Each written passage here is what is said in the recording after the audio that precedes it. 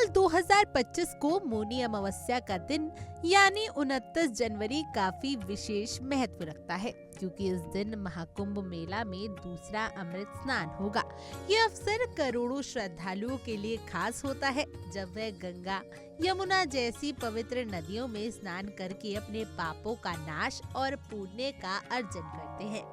पवित्र स्नान के इस विशेष दिन को लेकर श्रद्धालुओं के बीच गहरी आस्था और उल्लास देखने को मिलता है। महाकुंभ मेला जो हर 12 साल में एक बार होता है, ऐसे में मौनी अमावस्या के दिन दूसरा अमृत स्नान बहुत महत्वपूर्ण माना जा रहा है।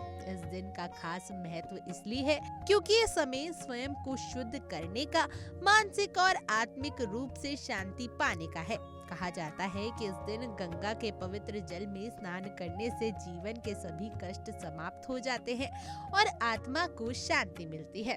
अमृत स्नान के दौरान विशेष ध्यान रखा जाता है कि लोग मौन रहकर स्नान करें। मौन का पालन करने से मानसिक शांति और ध्यान में गहरी एकाग्रता होती है।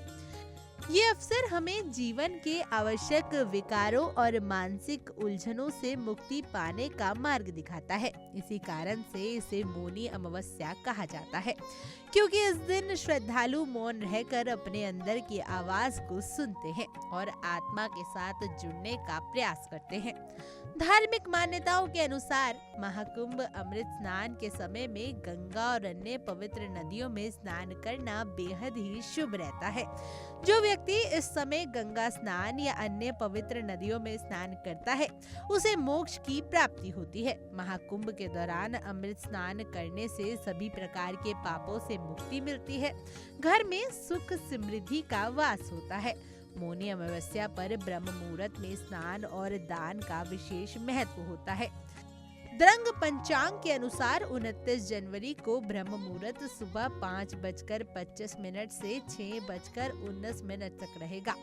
जो व्यक्ति इस मुहूर्त में स्नान नहीं कर सकते, वो 29 जनवरी को सूर्यास्त तक स्नान दान कर सकते हैं।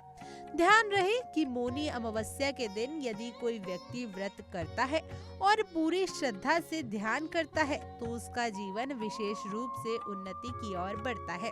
इसके अलावा इस दिन श्रद्धा भाव से भगवान शिव की पूजा भी अत्यंत लाभकारी होती है।